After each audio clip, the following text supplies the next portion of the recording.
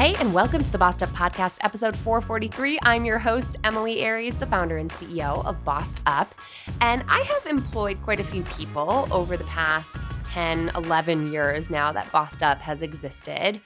And recently, I experienced a really bizarre occurrence, which is over the past few months, I received reference calls from prospective employers who were looking to hire my former employee.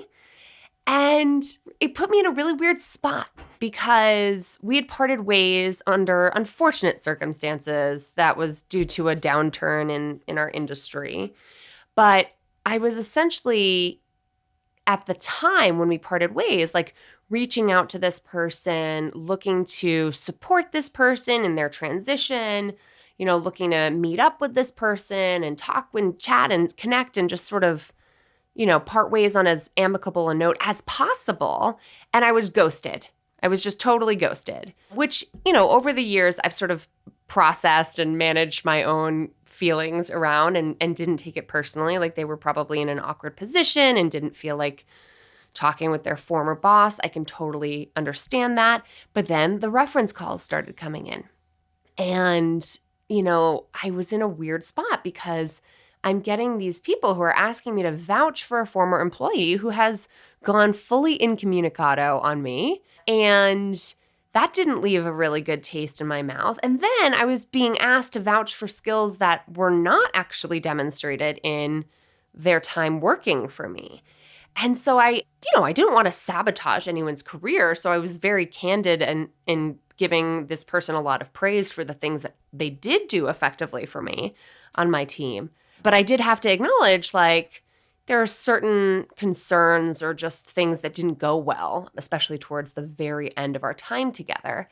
And it just led me to think, how would I make my references feel when they're getting a phone call? In fact, I recently had, as a part of a leadership application, an application process that I've been navigating this year, I had to call a former client of mine and say, hey, I'd love to put you down as a reference in this formal application process. I have no idea when or if they'll call you, but before I do so, I want to get your blessing. I want to catch up. I want to make sure we're simpatico and that everything that we did together in your mind would be a good example of the kind of leadership I'm trying to display in this application.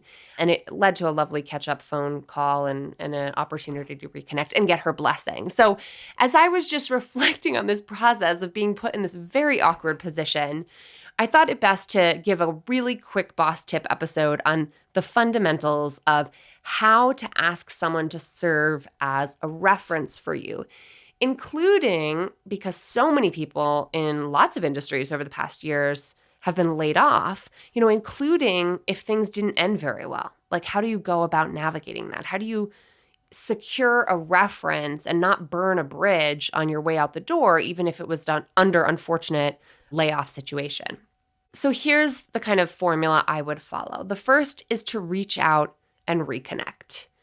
It's not great to only reach out when you need something, but that's okay if that's the case. You might not have any good reason or desire to reach out to your former boss, especially if they had to lay you off under any circumstances other than asking them for their reference or for their support in serving as a reference.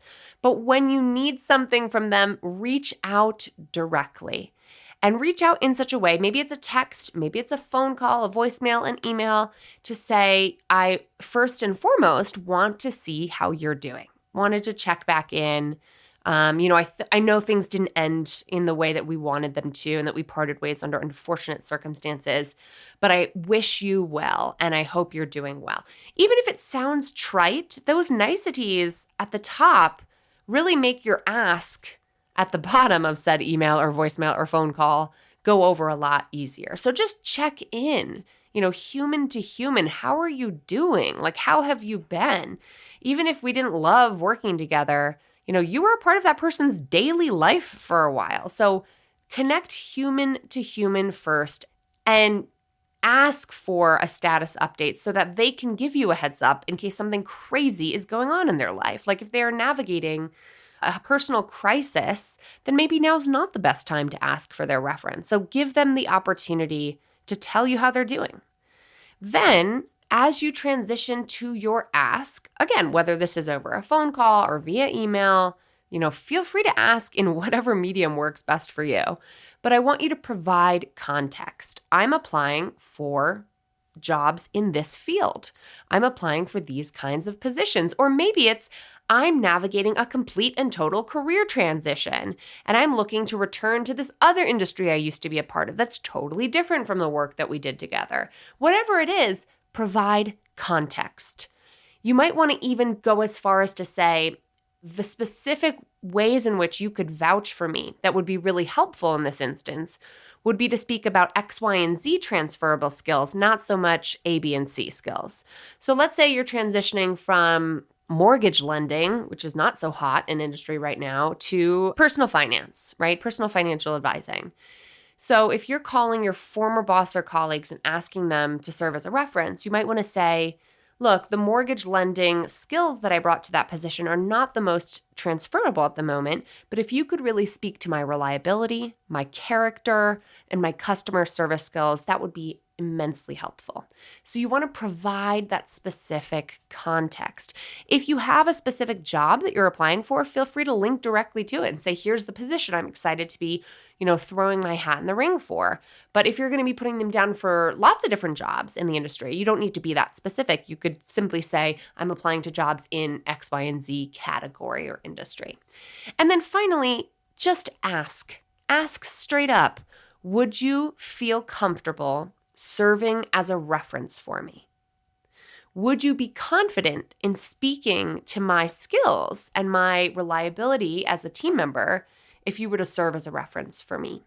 And then, you don't want to beat around the bush. You want to ask directly if you have their blessing to put their contact information down, and then maybe even ask, what's your preferred email address or phone number to list when I'm putting you down as a reference? Ask explicitly to gain explicit consent on this. It's going to go a lot farther.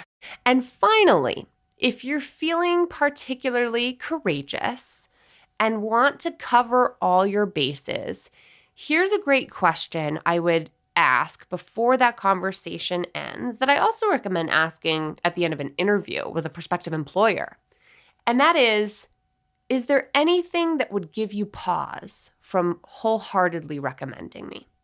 Or is there anything that gives you doubts about serving as my reference? Is there anything about our past employment together that would give you concerns about serving as a reference for me? The reason that's a courageous question is because it requires a sense of humility and an opportunity for them to give you feedback in an environment in which they now have no power over you.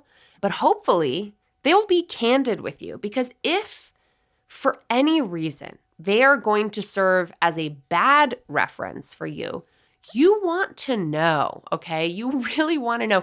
Better you get that information now in what might be an uncomfortable but clarifying conversation than simply put their name down continuously on job applications that then lead to no offers because they cannot wholeheartedly endorse you. So that is the question I would end on, just to get a gut check. And hopefully they'll say, absolutely not. We parted ways under terrible circumstances that had nothing to do with your performance, and I'd be happy to serve as a reference for you. For lots more details on how to make the most of references, recommendations, and referrals to advance your career, whether you're job searching or not, check out my LinkedIn Learning course, How to Leverage References, Recommendations, and Referrals to Advance Your Career. It's a great video-based, step-by-step course all about the differences between references, recommendations, and referrals, and how to make them work for you. I will link to that course in today's show notes. And until next time, let's keep bossin' in pursuit of our purpose. And together, let's lift as we climb.